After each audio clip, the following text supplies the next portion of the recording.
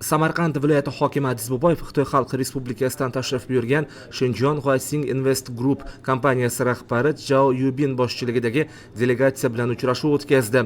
Uchrashuvda Samarqand viloyatida bog'dorchilik, baliqchilik va paxtachilik sohalariga investitsiyalar jalb etish imkoniyatlari muhokama qilindi. Shu bilan birga kompaniya faoliyatining asosiy yo'nalishi sifatida paxtachilikka alohida e'tibor qaratildi.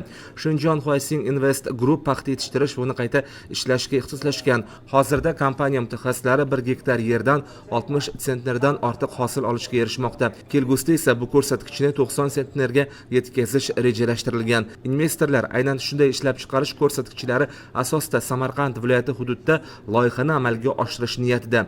Muzokaralarga tayyorgarlik jarayonida delegatsiya Urgut tumanida bo'lib, investitsiya loyihalarini amalga oshirish uchun salohiyatli maydonlarni joyda o'rgandi.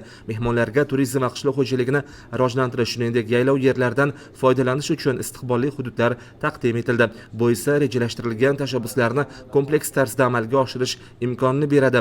Viloyat rahbari qishloq xo'jaligida katta hajmdagi suv resurslarini talab qilmaydigan ekin turlarini joriy etish muhimligini ta'kidlab, mintaqa sharoitida suvdan oqilona foydalanish dolzarb masala ekanini qayd etdi. Shuningdek, amaldagi qonunchilik doirasida viloyat iqtisodiyotini rivojlantirishga qaratilgan investitsiya tashabbuslarini har tomonlama qo'llab-quvvatlashga tayyor ekanini bildirdi. Muzokaralar yakunida tomonlar taqdim etilgan takliflarni batafsil ko'rib chiqish hamda loyihalarni amalga oshirish bo'yicha aniq amaliy qadamlarni nazarda tutuvchi hamkorlikning keyingi bosqichlariga o'tishga kelishib oldilar.